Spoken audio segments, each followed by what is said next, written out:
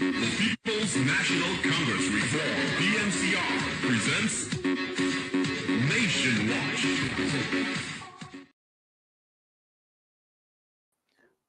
Good evening and welcome to special edition of Nation Watch. I'm your host, Mervyn Williams.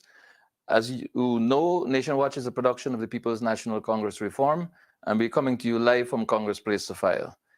This evening, as advertised, I have a very special guest, and we'll be having, I believe, quite a very interesting conversation. I'd like to welcome to Nation Watch Dr. Cheddi Jagan Jr., known to us all fondly as Joey. Welcome to you. Nice to meet you. Yeah. Thank you.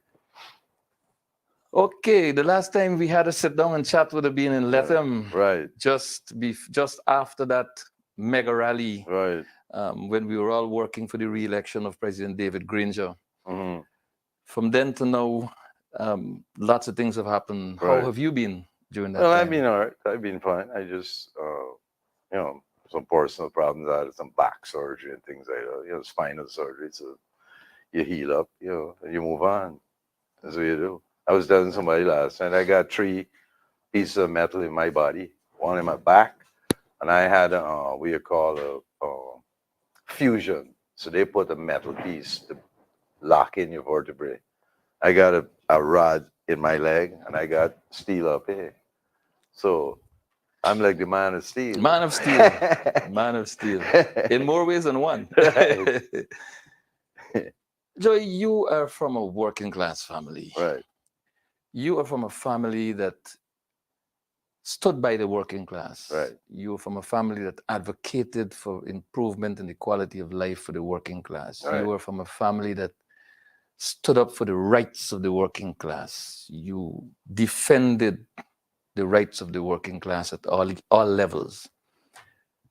Guyana has become a wealthy country. For some, perhaps. Right. The numbers are big. The volume of oil is tremendous. Right. The potential for growth is enormous. But the working class in this country, that special group of people that your family has stood up for and defended and advocated for, is not benefiting from the wealth, from the oil resources of this country. How do you feel about this? And how do you feel about the fact that this situation where the working class is not benefiting from the resources stems largely from growing inequalities in the distribution of the resources of state? How does this affect you? Well, I read a lot. I'm reading a book right now. I just finished reading a book about World War II. It's an 800-page book on Stalin and how he was the big winner in World War II, and it's true. And I'm reading a book now on the French Revolution. And when the French Revolution occurred in 1789, a year before the French Revolution, nobody even thought it could happen, and it happened. And the same thing will happen here if people don't heed the working class needs. The same thing will happen here. Just like the French Revolution, people are going to rebel because Guyanese have a history of rebellion in them, starting with Mr. Coffee. And when the people talk about the father of the nation, as far as I'm concerned, Coffee is the father of the nation. Coffee. This Coffee started it. And we rebelled right through. Jagan was a rebellious man. And his son as well. Right. Well, I don't think of myself as rebellious, really. I don't think of myself because one of the reasons I couldn't get ahead in the PPP is because I'm too much on the right. And maybe you might find me too much on the right, but I'm on the right when it comes to certain things. Like, for example, I'm for republicanism. I'm a Republican in America. I don't like the way the Republican Party going now with Trump. He's a waste of time and a clown. But the Republican Party is a party that has a history behind it. George Washington didn't have republicanism then, but he didn't be a Republican. Lincoln was a Republican. You understand? But Ronald Reagan was a great president. He was a Republican. You understand? So Eisenhower was a great president. He was a Republican. So I'm a Republican in one sense that is most important, given let local government flourish.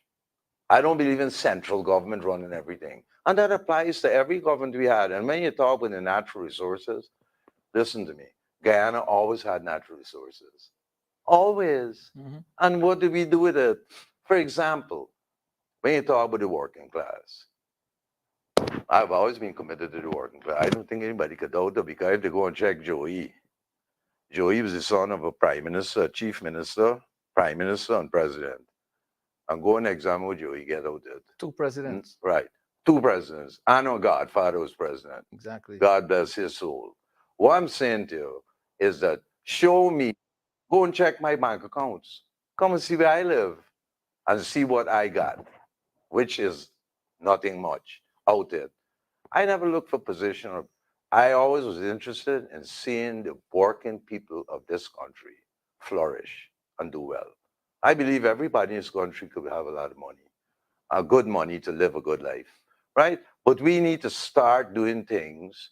And I don't want to go into the past and blame anybody. Everybody made mistakes, but to go and you got to know your history though, right? But to go back in the past and blame, we always had resources. And what did our leaders do with it?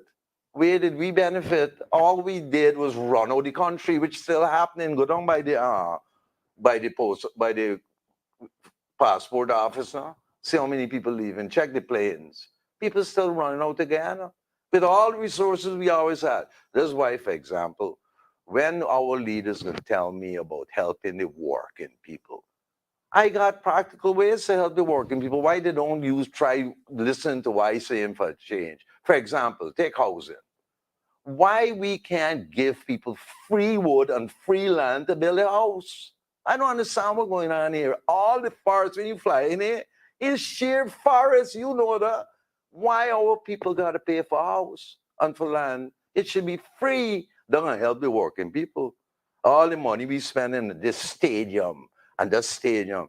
In the meantime, the working people don't have proper electricity, water, and sewage. But we building new roads and new this and that, and it's all of them are the same basically. I ain't seeing much difference. That's my problem. You understand? I ain't seeing you talk the talk, and when you gotta walk the walk when you get into power. This is when you're walking the walk. You're walking, you're stumbling around. All of them. So I got a serious problem. This is why I believe that no matter which party or which ideology, it all comes down to one thing. Let the young people run the country. Young people promote them. When I talk about sharing power like my father believed in, for example, the winner should not take all. If you're going to share power, share it with the younger members of the opposite party, not the old people. They had their time. They had their period. Let the young people flourish in this country. And we're going to see great advances. And the working people must flourish. Yeah, I agree with that. What is your view on this rising cost of living, how it's affecting the working class citizens in this country, even in the face of an emerging oil and gas sector with tremendous potential and, Right. and wealth? What can we do differently as a country to ensure that this shock from the cost of living doesn't hit home as hard as it's hitting home right now? Well, first of all, I believe that well, if anybody checks my background in talking about the oil and gas, I'm no expert, but I always welcome Exxon here. You know that. Yeah. Always welcome him here. And I haven't, people might criticize Exxon, that's their problem, not mine. I don't get into that because I know the history of Mr. John D. Rockefeller, we he set up with the first company he had, Standard Oil, Yeah. which broke in. They took him to court and broke up his corporation, the Rockefeller Standard Oil Foundation, yeah. in 1912, broke up Standard Oil. And when they were finished, it broke it into 8 parts. And when they were finished, and a couple of years passed, it turns out he made money from the deal. He got richer. He was so smart. So, we know what Exxon Mobil is about. Everybody knows. If you're stupid. The regular guy, this is not stupid. They know it's a white man coming here, and the white man looking to do one thing, make money. right? They always was looking for they know to destroy everything and build it back, right? Look at Ukraine. They can destroy and they can build it back. People can make money. You understand? So what I'm saying is our future is not oil and gas. I don't look at it that way. I look at because we always had all the other things. We got all them forests, water. I look at our future as agriculture. We need to specialize in agriculture. And doesn't carry only cost of living. If we have a policy our leaders could agree on, I'm not a leader or a leader, that all food produced in Ghana for export, you got to feed the guy, these people first. They must benefit first before you export anything. And everybody can make money. The exporters, the growers, everybody. And then my godfather, Mr. Barnum, gave us the answer. Cooperative farming. Cooperatives. Now, where I disagree with Mr. Barnum is that he believes in cooperative socialism. I don't believe in that. I believe in cooperative capitalism. They must make money. This is all the working class. And then guess what? We got a great future in agriculture because I've studied this.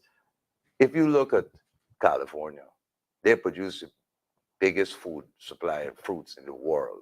How do they do it? They use migrant labor from Mexico. We got a lot of migrant labor we could bring here from all the countries around us and make big bucks. But we choose apparently the preference for tapping into in terms of migrant market seems to be Afghanistan. That's what I've been hearing. I don't believe in that. I believe we should bring migrants from places close to us. Precisely. And work out a deal. If they want to stay and live here and become citizens, okay, you could do that in 20 years. But you got to prove yourself first. Your godfather started that with his Lucians and his Vincentians, working particularly in Madia and so on. Right. Well, all those are good ideas. But what I'm saying, we need to move ahead and concentrate on our agricultural resources. They're going to bring down the price of food. For example, what they could do now, what any government should do now, is wipe out the consumption tax immediately. That's a waste of time. We have money. Why are you charging Guyanese a consumption tax of 14%?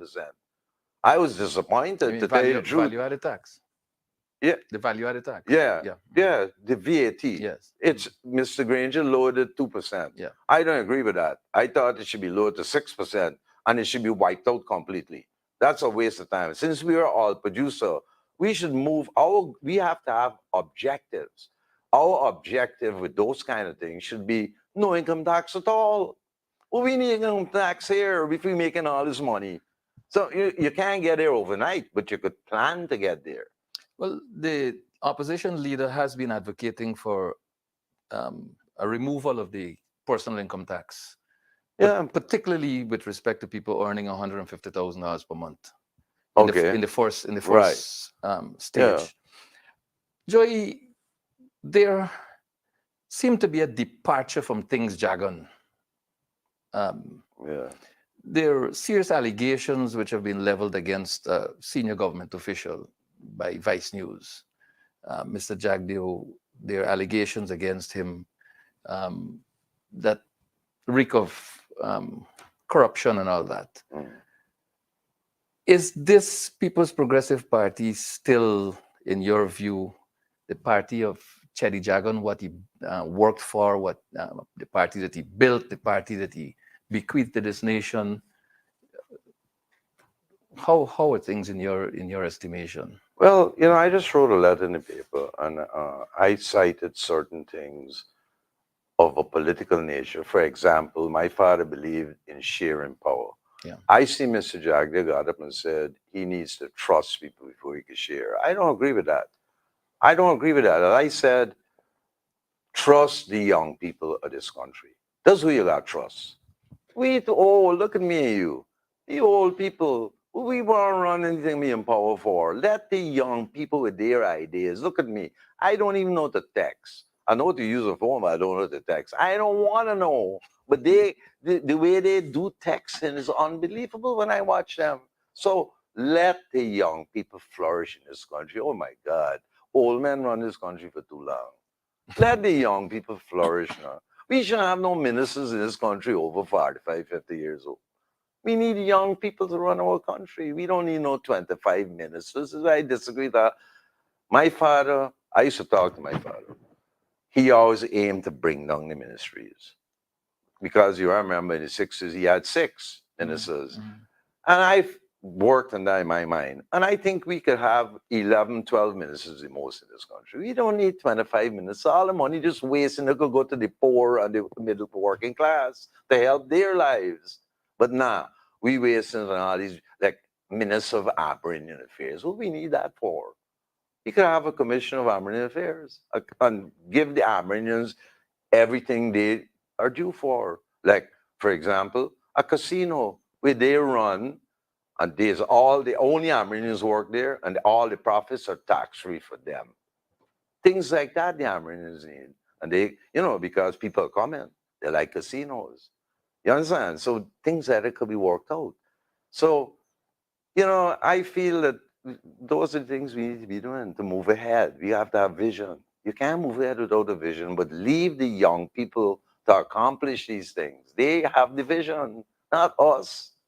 We living in the past, most of us. Want to blame this one and blame the one. Oh, this one.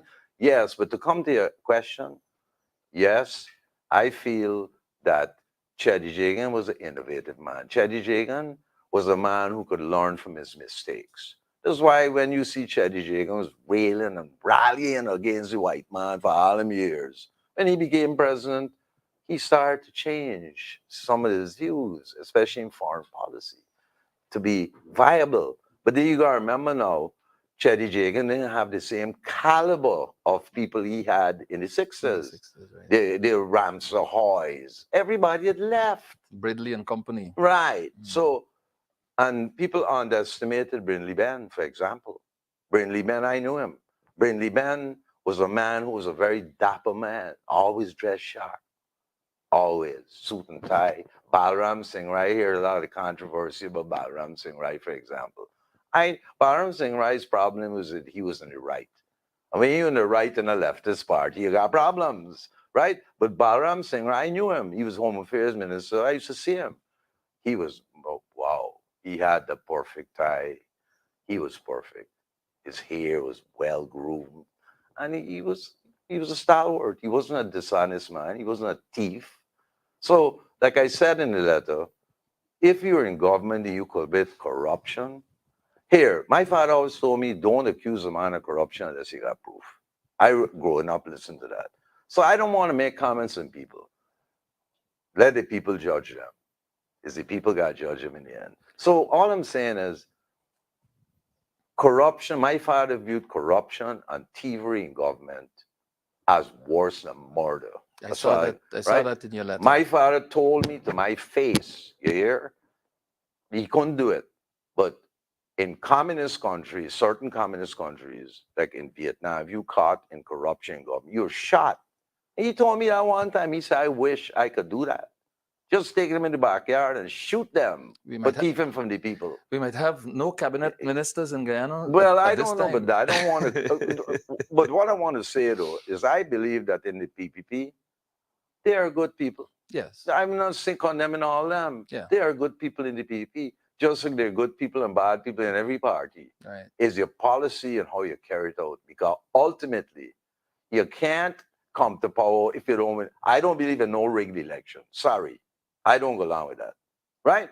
That is not the way to go. Because any election from any party in this country is winnable if you do it right. Yeah. I don't want to get into a lot of things, but the last election, I felt could have gone the other way easily. Some of us feel that it did, in fact, go the other way. Well, I don't buy the one. I don't go along with that. Sorry, not me. No, I'm just saying some of us do. I feel, yeah, well, that's your right. But I feel, but so is my right. I feel you got to shake it off and move on. And move on. Yes, right, you got to move on and gather your forces for the next battle. Yeah. That's all. Yeah. But you got to move on. And the only way to move on, and there's another criticism I got, my father believed in coalition government. He believed in it. That's why he created the Civic. But the Civic that he created, he meant it to be viable and enduring. It's not. The Civic just got personality starting with Sam Hines. Just a personality. And guess what? Sam Hines, I'm going to say it publicly, he got to be the luckiest man Guyana ever had. Period. He joined. He was prime minister, president, ambassador now. You know what kind of money he can be drawing? He get away with murder. You understand what I'm saying? When I say get away with murder, No, he's we a lucky understand. man. So, Yeah. but did he represent any civic? Could Sam Hines win Linden? He never did. So politics is a strange thing, you know. So people survive by doing whatever they got to do in politics. Some people thief their way through. Some, you know, they got a lot of them. They got some people who are honest, but they get submerged because they can't speak out. They go along with it. Look at the Republican Party in America. They going along with what Trump's saying. You understand? So that's what goes on. This is a serious matter. And this is not asking you to judge anyone. This is a Yeah. case where a court of law in Guyana Mm-hmm. handed down a judgment a few days ago. Okay. His Honor Justice Gino Prasad ruled that the sitting president of this country, Mm-hmm. Mr. Ali, violated the Constitution when he suspended the Police Service Commission. Mm-hmm. And he suspended the Police Service Commission on the advice of the Prime Minister, Mr. What's his name again? Austin. No, No. Mark Phillips, I think his Oh, name yes, is. Mr. Phillips. Yeah. And so Is he a doctor, by the way? no, he's ex-military. Oh, I thought he was a doctor too. I see there's a lot of doctors around now. Yes. Yeah. Some with Okay. more. He's a doctor. Well. I see even Peter Ramsrue is a doctor. Everybody's a doctor. Yes, Dr. Jagan. No. I always tell people, you know, this might sound egotistical, but I feel this is my personal feeling. Just like I brought up my children getting them lashes. Some people don't agree with her. But I believe if you can't write a prescription, you're no doctor. Sorry. You understand? And that's the way I feel about it. It's very simple. Well, in this case, Dr. Ali Yeah. prescribed Yes. the okay. suspension of the Police Service Commission. And the judge said And no. the judge said that it was in fact a violation You know, and I agree with the judge. of I don't know all the details, Constitution. but if the judge said that, Yeah. and he suspended the Police Service Commission, I don't agree with that. Sorry. So there are two things at play here, Joey. One is that Mr. Nandlal, the Attorney General, Yeah. on the 17th of October 2017, he said,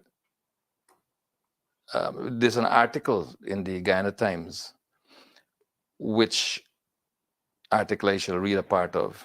Making his case for the impeachment of President Granger, Nandlal points to Article 94 of the Constitution of Guyana, which provides that the president may be removed from office if he or she commits any violation of the Constitution or any gross misconduct.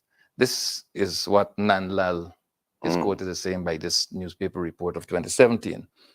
Now we have a situation where a court has in fact ruled that there was a constitutional violation by the sitting president. But he's going to appeal that, isn't he? Well, I think they would. Well, but there are two things that come to play here. One is, what would Dr. Jagan have done in the case of the advice to get rid of a police service commission, a constitutionally appointed body, allegedly because that body did not acquiesce to the wishes of the sitting president to promote certain people? Oh, well, I don't know the details of it, so you enlighten me. That's the first thing. Secondly, with Dr. Jagan as the leader of the People's Progressive Party, how do you believe he would have treated with a case of Mr. Ali in the context of a ruling like this? Well, that's a hard question to answer. I really can't answer the question. All I know is that my father would have stuck within the Constitution. Whatever the Constitution said, he would have stuck with. I can tell you that. And if a court decided something, he would appeal it, which I assume Mr. Ali will appeal. I'm sure they would. Yeah, yes. well, then I really don't know the details of this. I really don't feel I have the competence to answer, but however, I feel we should uphold our Constitution. Of course, I believe that our Constitution should be changed. We need to change our Constitution, and nobody is attempting to do that. They should have meetings of national importance of not only political figures, but church figures, trade union figures, representative working people to trash out a proper constitution for this country. This country got too large a constitution with too many intricacies. Let us straighten it out. Too much government intervention in the lives of the people in this country. Like, for example, why do we need a minister of local government? For what reason? And you can't blame the PPP or the PNC alone. All of them encourage that. Minister of local government. Why do you need a, you see, as a Republican, why do we need a minister of local government? We should be giving autonomy to the local authorities and giving them help to develop their places. They know best. If you go to Plaisance, the people of Plaisance know best what they need than any government official. I don't care what anybody says. That's the truth. We're on the So same why, page. when are we gonna get there where we could sit down and say, hey, let's trash this out. Let's get rid of all these ministers we got. Is the 10 region system working? Maybe we should look at what we had before. You know, I tell people, everybody talking about the future. You know why I believe? That before we get to the future, you ever saw the movie Back to the Future? Part of it. Right. We need to go back to the past to get to the future. We can't get nowhere else because I tell people when I was growing up in this country, I left here at 17, 18. I never experienced no blackout. I used to bathe in the second floor and get water pressure. We never had no sewage problems. Our roads, I used to ride a motorbike. They had no pothole. They had nothing on our streets in Georgetown. It was beautiful. I don't know why these governments can't fix Georgetown. It's the only city we got, and they won't fix it. None of them here. When I supported Apnu twice, you know I ran out of them. Yes. Nobody ever called me to ask me my opinion. Never once in the 5 years here in government. Never once. I had to give them some advice on ideas of what I think should be done. Right? I campaigned for them and nobody ever asked me. Same with the PP. It's the same story. They don't want new ideas. They want to stick within themselves and think we can go anywhere. We not. And you know what happened? The people gonna rebel in their own, like what the French did in their revolution, what the Haitians did. They're gonna rebel in their own. They ain't gonna worry no leaders no more. You see what happened in Suriname? What happened in Sri Lanka? You think they had any leaders? And people just had enough of the nonsense. Let the young people come to power. Why are these old people holding on to power? I don't understand. Comment on what I would like to call the duplicity of Mr. Nandlal. On the one hand, in 2017, he talked about impeachment Right. of President Granger Mhm. for alleged violation of the Constitution. Here it is, you have a proven violation as Right. ordered by a court. Right. And Mr. Nandlal is talking about appealing the decision instead of accepting it and moving to the Article 94, I think he quoted, and impeaches his own president. What comment on what I see as the only duplicity comment there? I got to make here, listen to me, right? I grew up in politics. Mm. I literally grew up in it. Both of my parents were active politicians. Let me tell you something. What Mr. Nandlal do is just politics. All of them play the same game. Politics is just I call it politics. It's just a bunch of politics going on. Everybody playing a game to get ahead with their political agenda, whatever agenda they got. In the meantime, you started the whole conversation talking with the working people. Yeah. In the meantime, what do working people get in there? More pressure, more hardship, no justice. They ain't got no justice in the system.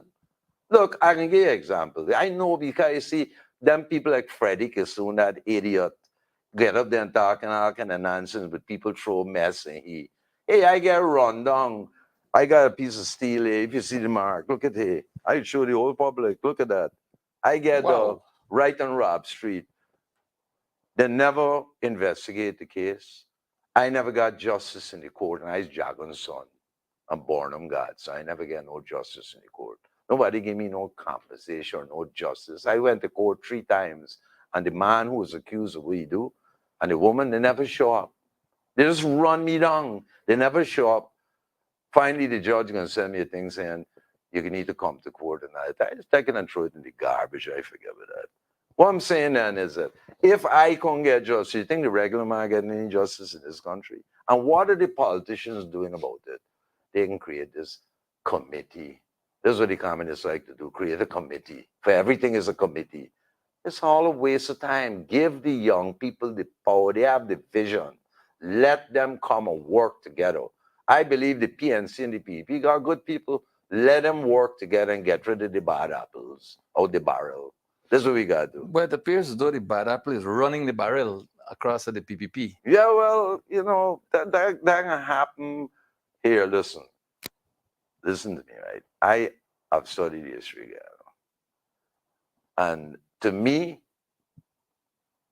we Guyanese people are smart, yeah, politically, and you gotta praise Barnum and Jagan for that. They made them smart. The problem we got is the racial separation, right? Is a big problem. But the only way to solve that is to share power and work together to build this country. Millions come in. We got potential in gold, water, diamonds, all kind of things we could do here and make money and live good. All you gotta do is put your hands together and work together. What's the problem? There's enough to go wrong for everybody. One man ain't gotta be a billionaire and the other man ain't got nothing. Everybody could have something. Now, I want to draw your attention. I know that some of these things may have missed you, but I'd like to draw your attention to some things that happened. Mhm. Some things that even those of us in the People's National Congress reform believe would never have happened under Cheddi Jagan. Okay. Homes were demolished in Linden. People were accused of squatting. Homes were demolished in Mocha. People were accused of squatting, and the government required the land for some road that never went anywhere close to where the people were living and rearing livestock and enjoying a decent quality of life. People were displaced at Pontrench Dam in just outside Albay. Yeah, I've heard of that. Because Edgehill wanted to build a concrete strip and put a couple chairs for people to sit down, instead of fixing the roads in Albaistown, all of which are in deplorable state. Businesses were demolished in Charity. Businesses were demolished in New Market Street. The mayor was arrested for standing up for the citizens of Georgetown, who he believed had a right to earn. Right. And he had represented that they had lawful authority of the city council to do what they were doing, plying their trade. Right. Homes 2 days or so ago were demolished at Purikasi Dam, where people have been living for 3 generations. A lady with her children, grandchildren, great-grandchildren even. Their homes have all been demolished. The PNC party office in Lethem, an office you know I heard you had a about, problem. was partially demolished. Why this exercise of power, this demonstration of executive lawlessness? Is there any place in a society in this time of our world for this kind of behavior?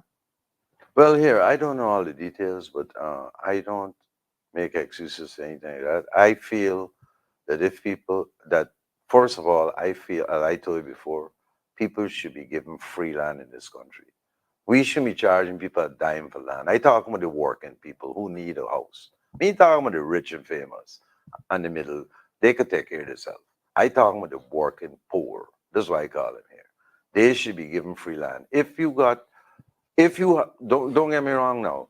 If you got to put a new road down or a new hospital and they there on the land, first of all, I don't feel you need to move them off the land because we got enough land. But if there was a case where you put in a new road and it's planned out, you gotta compensate them and give them a piece of land for free somewhere. And people are not stupid and help them build a house. Well, as I said, I feel government should stay out of the people's lives, except for things. And my father believed these things too. Like we could have, but I believe in the 3 counties. I don't believe in the 10 regions. I believe in 3 counties: Berbice, Demerara, Esco. But that's it. Kids ain't got to learn all them, and you didn't even know you're there sometime. You're there in region 10, you didn't even know what region 10 is. You understand? So what I'm saying is they could have a sawmill, a government sawmill in each county that cutting the wood, the people going to cut or they're making arrangements, cut wherever you want. It don't matter. Cut. Go and cut the trees down to make your house. And you bring it to the sawmill, you pay a small fee, which I believe government should intervene in things like that. Not to go in and uh, have a big ministries and 10 and 25. I feel the government should restrict itself and give more autonomy to the people. Not occupying the land and taking them off the land. I don't agree with that. There's enough land for every single. As a matter of fact, I believe there should be a lotto. Once a person in Ghana reach 18 years old, they have a lotto where they get a free piece of land. You could do whatever you want. You could sell it the next day. You could do what you want, but you get a one opportunity where everybody over 18 get a free piece of land to build their own house. That's why I believe Ghana should be given to people. So coming back to that, I don't necessarily agree with squatting, right? I think squatting is degrading to a person. They must own their own property. What is squatting for? We got enough land for everybody to own their own piece of earth where they could grow a little garden, grow some food, and exist and live in Guyana peacefully and happily. Now, the troubles we have here in Guyana, economic, political, religious, is all due to the mistakes of the politicians who run this country. Every single part of it is due to their run it in a wrong way, right? Tolerating. Show me one minister from either government, from either party. Show me one minister from each part, from any party, who was ever arrested and convicted of corruption. Show me one. Show me one. None. So that tells you a story right there. Yeah, okay, we know all them, this one corrupt, the one corrupt. And then people make up things. You don't even know how corrupt they are. I remember you used to say Brandy was a thief. Brandy the thief of money, Brandy Ben. Brandy Ben had no money. When he after minister, he used to drive taxi to make a living. Boise Ramkaran. Oh, he had millions. He had nothing. Boise was a regular guy. These guys were honest. They weren't thieves and hustlers. So all I'm saying is, we got ways to find out who's grifters. They got ways. Look at all them countries all over the world that catching men for locking up prime ministers and presidents for thieving and graft. Right now in Pakistan, they're trying to lock up the cricketer. Imran. Right? So what I'm saying is, those who believe they're safe, they better watch out, because they ain't. When the people talk, everything walk. You hear what I'm telling you? Like I read about the French Revolution, it just carried itself. It carried itself as the first real revolution they have had in this whole world, really. And it carried itself. They started to deal with it. And guess what? You know what they realized? That guess what? The rich and famous is about 100,000 MOVs, 30 million. And they took things into their own hands. And this is what the Guyanese people are going to have to do eventually. Take things in their own hands. If these politicians can't work it out, there's your chance. We getting money. We got great future. Why you can't hold hands and work things out? All of these Guyanese, we like the same things. Just work it out. After Dr. Jagan, whenever the People's Progressive Party, from the tenure of Jagdeo Mm-hmm. to now, found itself backed against the wall, Right. as is the case now, where Jagdeo himself is accused of being involved in all sorts of um, untoward behavior by the Vice News Right. journalist. I saw that. There are unsolved murders in this country, some of which active police persons are alleged to be involved in. there was a murder a few meters away from State House, where the president's official residence, that is, unsolved. All the cameras stopped working around that time. The cost of living spiking out of hand,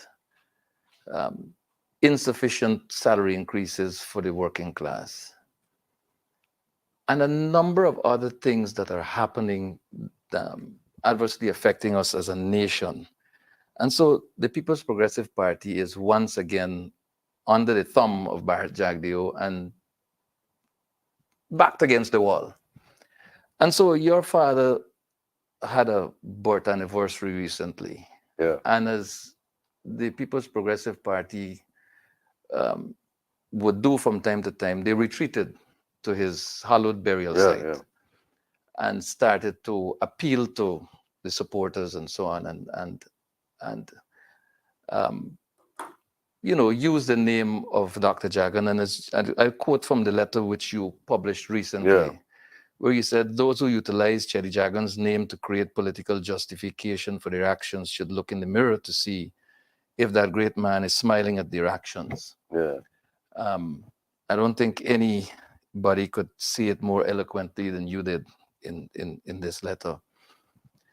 How do you feel as the son of Cheddi Jagan, the son of Janet Jagan, two presidents who molded not just you, but a party and left it for this country, an institution that will live on for a very, very long time, same as your godfather created the People's National Congress, and it continues to live on. How do you feel about what is happening and what happens ritualistically almost at Babujan in the name of your father? Well, I grew up with my father, and I learned the same thing. I come back to the same thing, that the working class and the poorer people in this country deserve a break. Running to America in the break they deserve. They deserve better pay and better conditions of living, right? You go to Babujan, go into quarantine, drugs on the rise, crime on the rise, unemployment on the rise. They ain't got no good jobs there. They building a stadium in Barbies. Why they can't create investment and jobs? Whoever is in power. This going on for donkey's years, brother. When you talk about murder, at one time in Ghana, under your government, they had kicked down the door bandits and all kind of nonsense going on. You remember the other crazy one, Rabbi Washington? Remember him? So what I'm saying then is that I just do to show you what they could say. Yeah, sure. All right.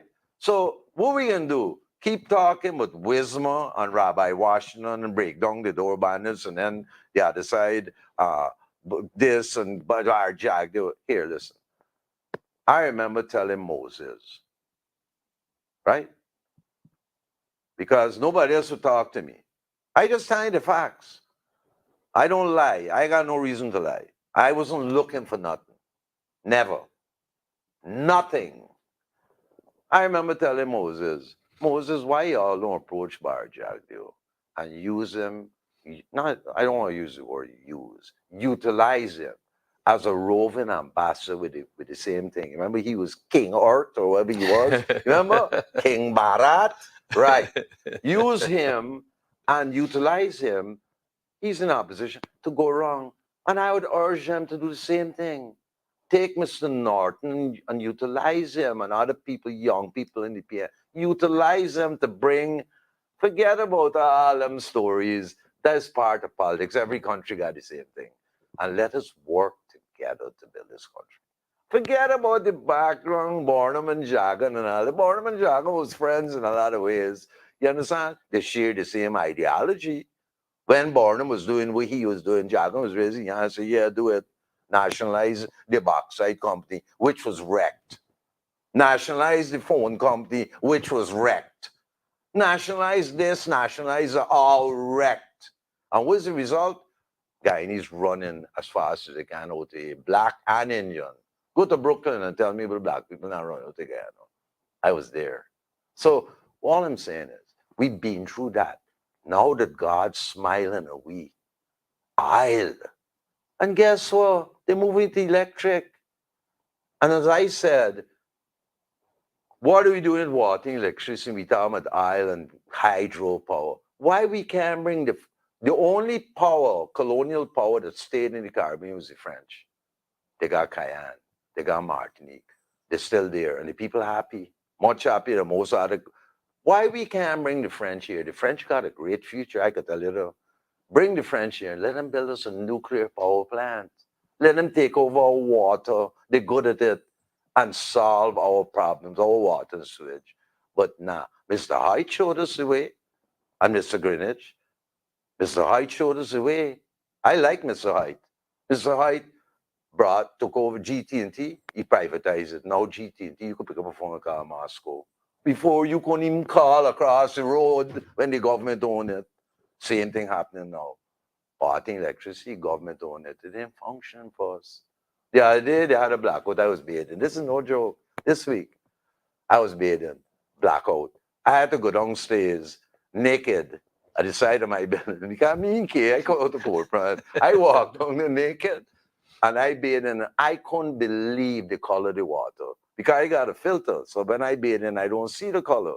But I can't believe that's what they're getting, guys. People, you talk, come back to what you saying, working people, they don't deserve better.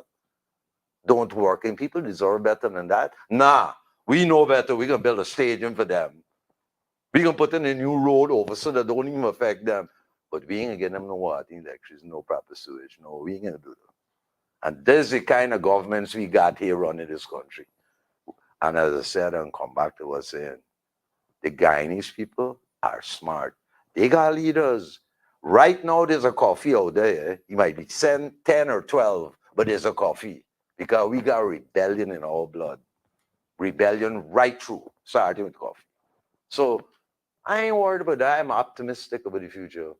Because I read in a book, as I said, in the French Revolution, and after the revolution, Bonaparte came. Napoleon Bonaparte. And he was a great leader. To this day, things that he did still stand. And the French are still there. And they got a whole republic. They got rid of their king. So maybe we're going to reach a point where we got to get rid of we kings that we got. Because they want to live like kings, you see? They want to live in fancy mansions and live the best life. And we, the rest of we, must live like slaves. They ain't going to work no more. People don't want to hear though. I don't have nothing against rich people. I believe rich people drive an economy. They're good investors. They have vision for business. I'm all for that. My father used to tell me here that at all costs, we need to protect the local bourgeoisie against the foreign bourgeoisie. Don't let them come in and displace. But that ain't happening. Look at what happened from you know who. In the East, they coming in here and displacing our local businessmen. That ain't right. We can't be allowing them. But they're being facilitated. Right, they are. Of You course, they can just show up here. Yeah. Somebody letting them in. Yeah. Right. The EID card is a ticketing. Right.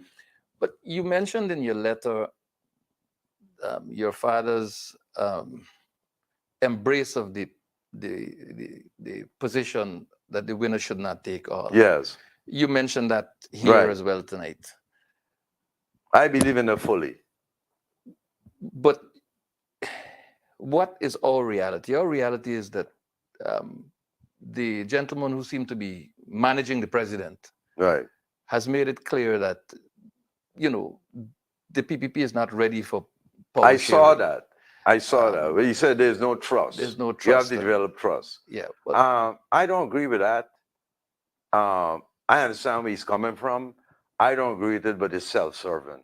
he's the And he's I the don't man agree who with has that. breached trust, because under Mr. Hoyt, we had set up the Depressed Communities Committee, which was a bipartisan committee. Yeah. That was given the responsibility of identifying communities, underprivileged communities, for want of a better word, from both sides of the political divide, Mm-hmm. and that we work together. James McAllister was our point man, Mm-hmm. and Barrett Jagdeo was the point man for the other side. Okay. And it started we started working. Was it Jagdi or Gail Teixeira? Forgive me, I don't remember which of them. But the committees were set up, the work had started, and then somebody in the People's Progressive Party said, "Oh, we're not going to go with this anymore." So, how do you build trust in that kind of environment? Exactly. See, that's why my view is that politics is a risky business. We know that. You know that. Yeah. Right. And therefore, you must take risks. It's a risky business. You must take risks. Your father took a risk with Sam Yeah, Hines. lots of risks. Not only Sam. My father took many risks. My father uh, took many risks with many different people who betrayed him, but he carried on. But when it's a risky business, you can't come up with the fact that you don't trust the other side. There ain't no basis for ever doing anything. All we can do is left the way we are with we hands like this, slapping at each other. Instead of working together, we can be slapping on each other constantly. And then get the working people are the ones who will suffer the most. Not us. The politicians don't suffer. They get through. It's just like the preachers. I always tell people if my dentistry fail me, I can't do no dentistry no more. I can become a preacher. Yes, sir. That's why I want to be a preacher. They know to make money. So what I'm saying is, they're good. I practice. There's another story though. But what I'm saying is, being a preacher and a Christian, not all you gotta know is exactly. I've studied them. You got to be able to say Jesus Christ the right way. If you could say it the right way, you're a successful preacher. You just gotta say it the right way. Dr. Cheddi Right? Jagan Jr. We have maybe about 5 or 6 But coming minutes. back to that quickly, Mr. Jagner is wrong. My father would have never taken that approach. Never, ever. Right? And them is the kind of examples that where you got to look up to Cheddi Jagan from the PP's perspective and follow what he believed in. For example, I come back to Mr. Hyde. I remember one time when they had the troubles in '98. And this is God's truth. I told my mom, I went to my mom, I said, Mom, let me and you go over to Mr. Hyde's house, rap in his door, and invite Mr. Hyde into your government. Couldn't be done.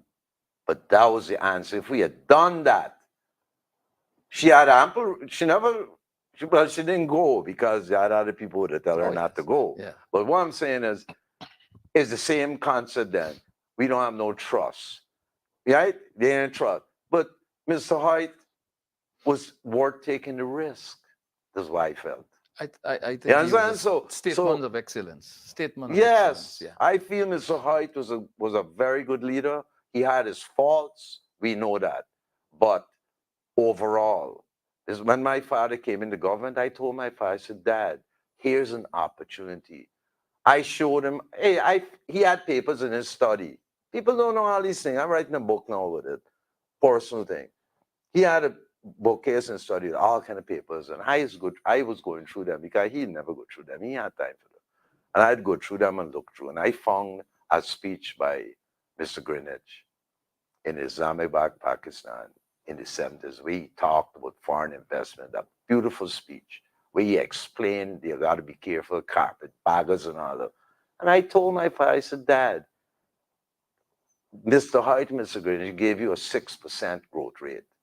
That is significant. Precisely. And why don't you bring Mr. Greenwich and make him your finance minister? Because I'm asking the question the other day. If I was the leader of Ghana today, because people say me, Joe, you could have been leader. I never even tried, so I didn't even want to think about it. But if I was the leader, I'd bring Mr. Greenwich and make him, I'd make him financial czar of this country. Yeah. He's a czar. Everybody got to listen to him now. Right? Because I think he was smart. He ran this, and you know what his smartness was? He ran this economy on a bootstrap. Yep. For many years. Yep. And that's amazing. Which many of us are not appreciative of. No, you got to appreciate that. That's why, coming back to one last thing, when Mr. Granger formed his government, I wish somebody could have listened to me because the first mistake he made was making Mr. Greenwich foreign affairs instead of finance minister. That's the first mistake he made, right? And he mightn't think about it, but if he thought about it, he would regret that. We got just a couple of minutes, Yeah. what, 3, 4 minutes Right, remaining. right. Recent elections have taught us, if we didn't know Yeah. before, that there's a 1% that separates Right. the PPP Right. from the other side, the Right. PNC and Right. partners. Why, therefore, is it so difficult to, in the interest of the whole Right. of the nation, cooperate? Well, that's what I'm saying. No, what makes it difficult? What do you think makes it difficult? What are the inhibiting factors outside of Jagdeo's claim to trust? Communism. Communism. It might sound stupid, but it's because of the ingrained communist mentality. That's why today, even though it's a party that's moving to the right, it's obvious if you looked at it, in a big, broad spectrum, it is moving to the right. Nothing wrong if they want to move to the right, move to the right. The guy in India, he moved to the right, and the Congress can't get back in with that guy. That guy too smart. But that guy is smart because when they had the flood, he go down there. So is the communists ingrained in their mentality? Because, for example, the PNC shed that democratic centralism thing long ago. They still hold on to it. So it's the same thing happening. It's a philosophy in their mind. They can't shake it, right? Communists don't trust nobody else.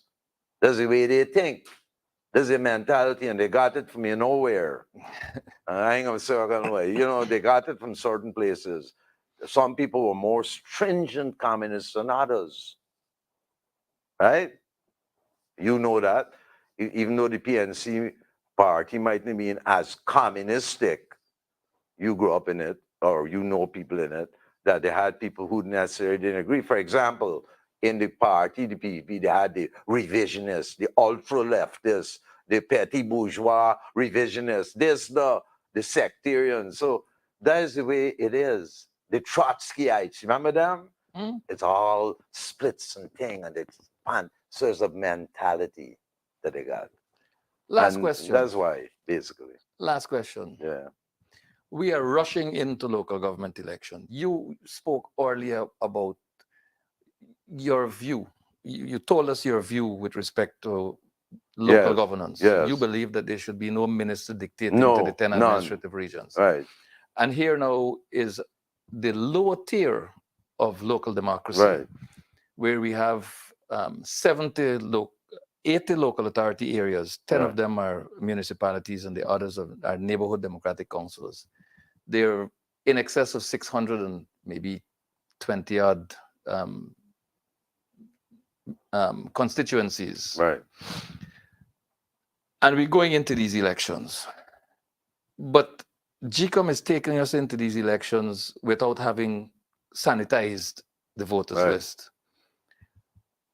We are soon going to run into national regional elections.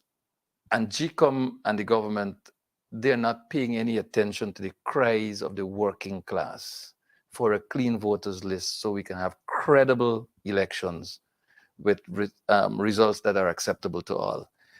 What are your views with respect to the need for a clean voters list and simply at the place of poll biometric measures for voter IDs, for identifying voters and the avoidance of duplicated voting? Well, my ideas go further than that. First of all, your party is the ones who brought these things like party list system. I don't believe in that. Sorry, that's communism. I believe in constituency politics. But this is local government, Yeah. constituency politics. Yeah, well, it should be strictly like that. Yeah. All politics should be like constituency politics, the parliament and everything else, right? And there should be a sanitized voting list for sure. There should be no question at all. They got to sanitize the voting list. And I would say, since all that has happened in this country, we need an international team to come in and supervise the elections and make sure it's run right. That's what I feel, right? at this point, or regional from the region, or something like that, and to make the election. I believe in free and fair elections. I believe, as you just said, with a one-seat majority on each side, and we come back to that rat Chandras Prasad, right? We come back to him because he's nothing but a rat as far as I'm concerned, right? And they might laugh and say, yeah, we get it, but it might happen to them. It could happen to them, and we don't want that. The best answer is to get rid of the Chandradases and then people like them and come together and work together for the betterment of this country and the working poor of this country. Because I could guarantee you that they could do this, Guyanese would be so happy in this country, it won't be funny. Happiness would spread. You know, I'll tell you something. I love dogs. I have a dog. I saw a show, you can check it out, anybody. The last show last Sunday in 60 Minutes, where they explained that dogs became dogs from wolves because they had a friendliness gene. And the theories now existing is that mankind who came in this earth 100,000 years ago had 5 different species. And the reason man, as we know him, survived is because we had that friendship, friendly gene in us. So it isn't survival of the fittest, it's survival of the friendliest. And some of the most friendly people in the world is Guyanese people, right? Until they get angry and mad and they come in. If them politicians don't solve the problem, and the only way to solve the problems of Guyana today, with the oil money coming in particular, is to join hands and work it out. In them Arab countries are doing well, they join hands. Join hands and work together. Yes, Survival of the friendliest. of the friendliest. Dr. Yes. Cheddi Jagan Jr., Joey, to all of us, I thank you very much for joining us on Anytime. Nation Watch. And I look forward to having a conversation such as this Yes. again Yeah. sometime in You're the near good. future. I like you, and you're a patriot again. I know that. Thank you. And you know, one thing though, we must stop making excuses for others' mistakes. No, expose them, because we don't need mistakes. We need togetherness and love and harmony. Togetherness. Right. Viewers, I want to thank you very much for joining us on this special edition of Nation Watch today, Monday. And thank you for staying with us for the duration of the program. Join us again next Sunday at 12 noon for another edition of Nation Watch. Until then, God bless.